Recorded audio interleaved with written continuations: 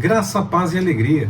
A porção de hoje, recomendada para a leitura da Bíblia em um ano no plano sequencial, é 2 Samuel do capítulo 22 ao capítulo 24. O texto no capítulo 22 trata-se do Salmo 18. É o mesmo texto. Você pode conferir. No meio da dificuldade, mesmo no meio da angústia, Davi sabe que pode confiar no Senhor. Ainda que seus inimigos se levantem contra ele, quer sejam situações, quer sejam pessoas, o cuidado do Senhor é uma realidade sobre a sua vida. Não importa onde ou como, o Senhor vai agir. Esse é o entendimento de Davi.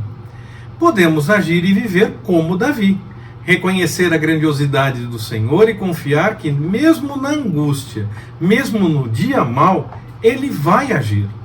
Que mesmo que pareça que o mal nunca acaba, o Senhor é quem está no controle e, ao menos, nos dá forças para que possamos enfrentar a dificuldade. E no tempo certo, não no nosso tempo, mas no tempo certo, no tempo de Deus, veremos o agir do Senhor resolvendo a situação. Pode até ser que não resolva do jeito que nós achamos melhor, ou até mesmo que para a solução tenhamos que manter a nossa esperança na eternidade com o Senhor. Mas sempre será o melhor. Mesmo que não entendamos no começo, logo entenderemos que o Senhor realmente fez o melhor. O capítulo 23 começa dizendo que são as últimas palavras de Davi, mas depois nós temos outras situações. Aliás, o segundo livro de Samuel sequer fala da morte de Davi. Mais uma vez, então, fica claro que a preocupação é contar a história, o que aconteceu, e não em mostrar a ordem, a cronologia dos acontecimentos. E claro, nós podemos ter inclusive muitas histórias que foram registradas em textos, em livros, que sequer chegaram até nós, porque alguns livros não chegaram até nós com todas as informações que foram registradas. E até mesmo há situações, possivelmente, que nem mesmo foram registradas nesses livros, quer nos que chegaram até nós, quer nos que não chegaram até nós, ou quem sabe não foram nem encontrados. É possível até que se ache ainda alguma coisa, não é impossível.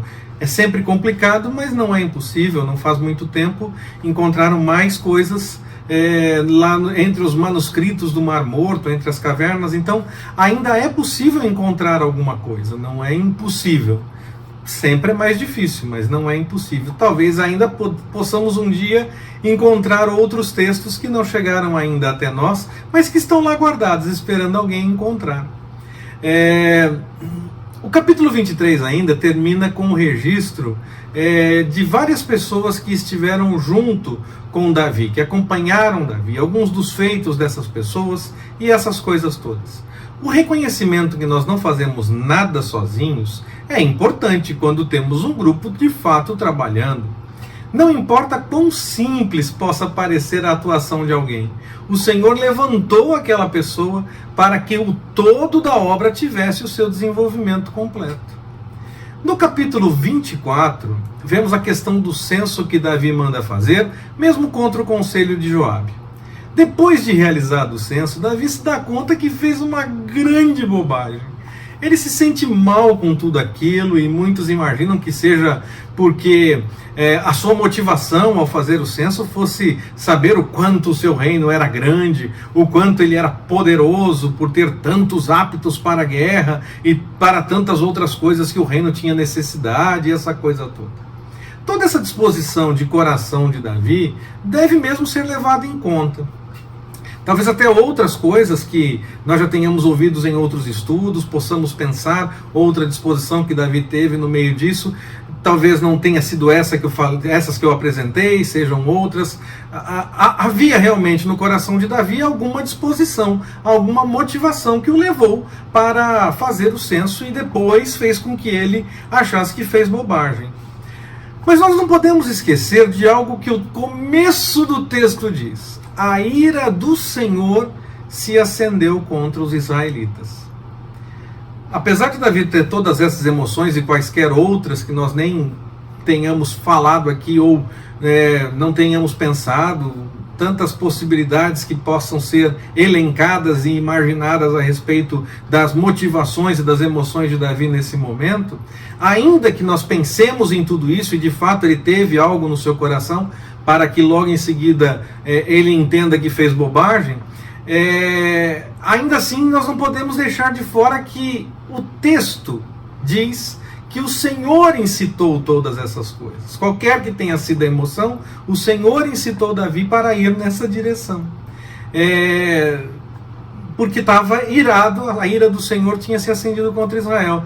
Nós vamos então lembrar do tempo dos juízes. Podemos então imaginar que o povo não estava seguindo as orientações do Senhor e isso aconteceu. A motivação e o desenvolvimento do censo serviram para marcar na história uma razão. Mas o Senhor já estava incomodado com Israel antes disso, pelo que o texto nos revela.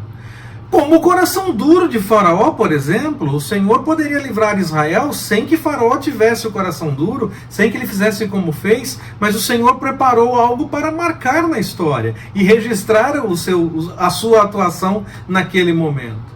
Davi, então, depois de se dar conta que fez bobagem e ser alertado que tinha que escolher uma punição por conta do que fez, ele entendeu e escolheu a punição que seria mais possível para se contar com a misericórdia do Senhor, o que de fato se mostrou realidade. O texto ainda termina mostrando a definição do lugar que o Senhor dizia desde o tempo do deserto que escolheria para que o povo se dirigisse para os sacrifícios. Assim, neste momento, a nação está de fato estabelecida. Podemos contar com a misericórdia do Senhor, podemos contar com o cuidado do Senhor, podemos contar com o zelo do Senhor, então devemos tomar cuidado com as coisas que fazemos contra o que é o desejo dele, mas podemos confiar que o Senhor cumpre com aquilo que ele fala. Neste momento, então, no final desse texto, nós vemos definitivamente a nação estabelecida com o local agora para sacrifícios e adoração. Que o Senhor nos abençoe. Forte abraço, até mais, permitindo o Senhor.